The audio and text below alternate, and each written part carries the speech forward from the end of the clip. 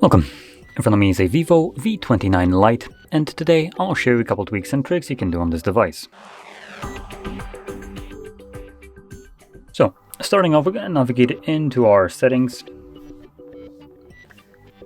and we can begin by going into the display and brightness. Now in here, we'll have the dark theme, basically the dark mode, which can toggle on and off permanently, or you can tap on the text itself, which will allow you to set it on a schedule either from sunset to sunrise or on a custom timer. Basically allowing you to have dark mode, for instance, during the nighttime, and during the daytime have it automatically switch back to light mode. Now I find this particularly useful during summer, where the day throughout the day it's very bright, and I find it that light mode just works better at that time. Now anyway, moving a little bit further down, we have the screen colors. Here we can change the saturation of the display. So we have the standard, default. For some reason it's like basically saying the two same things, but anyway. Then we have a professional and a bright. So you can tap on each one of them and see how they affect the image right there. I personally like the professional as it's a bit more toned down and adds more of a warm tone to the display. I don't know how, I guess it is clearly visible how it just kind of makes the white look more kind of warm. So that's kind of what I like, so that's what I'm gonna stick with. You also have the color temperature adjustment at the bottom. So you can make it even warmer or cooler. This is more towards like the either you want more blue or red tones to the display. Then moving even further down, we have the status bar.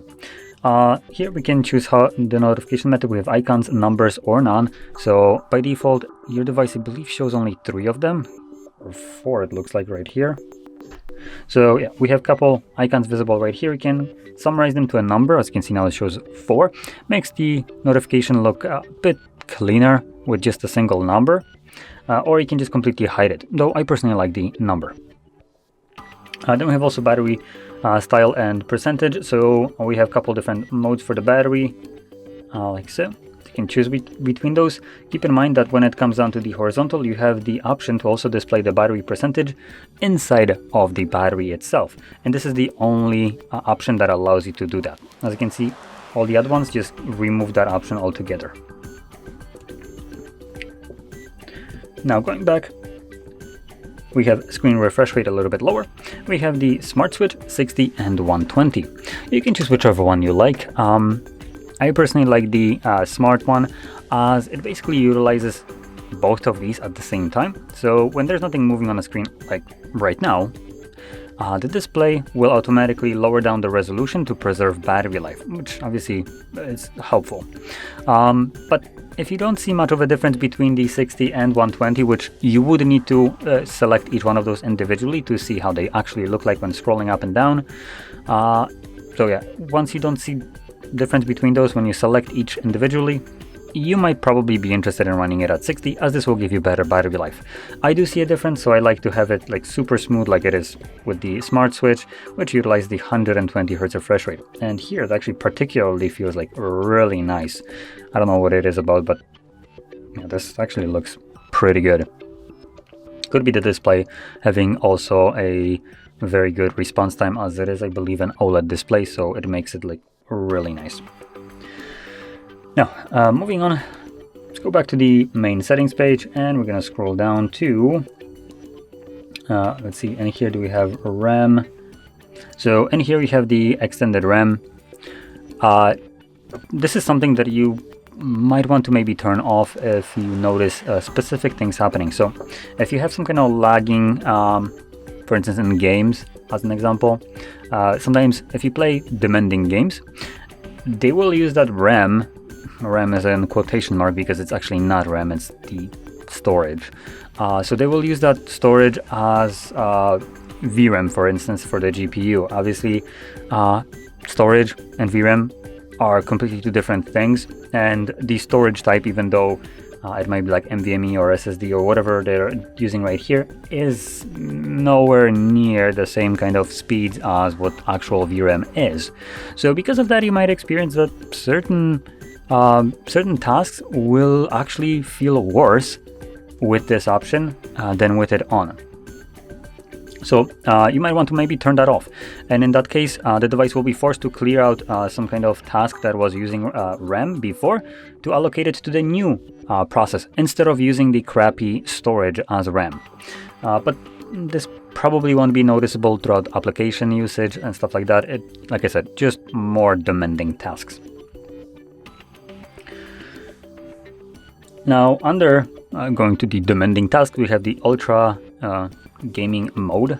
So this is basically like there are some proprietary, maybe not proprietary, but basically they have some section for the gaming mode, which I presume we have an application somewhere on the home screen, which I'm not even gonna bother finding, but here you have some options associated with it. So let's see what we have. Screen mode, esports. So this allows you to actually have some kind of overlay with controls over it.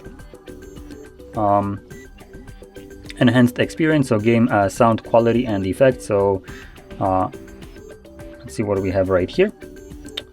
Oh wow, that's actually, I didn't even know that this is here. This is actually a very nice option, though it looks like it's limited to gaming mode for some not very logical reason. But basically what it does is it allows you to customize the sound profile and the curve of like equalizer to fit your hearing. Now it provides you with a couple options right here that are kind of like generalized for typical hearing loss through specific age ranges. So you have under 30, 30 to 60, and 60 and over. I would completely skip all of those and go straight for the add custom sound effects. This, if I'm correct, will do the same thing as Samsung does, which is going to start playing some kind of very faint sounds on either left or right ear, and all you need to do is just select if you can hear them or not, and this will then create a tailored to you equalizer. Also maybe not to your hearing, but also could cater towards for instance cheaper earbuds. So those earbuds might not be too good at reproducing certain sounds, so this will try to make up that kind of degradation and, well, hearing peripheral quality. So very handy option.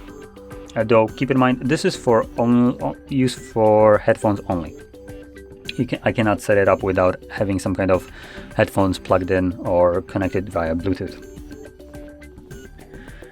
Anyway, let's see if there's anything else. There should be, I believe, in system. Yep, system navigation.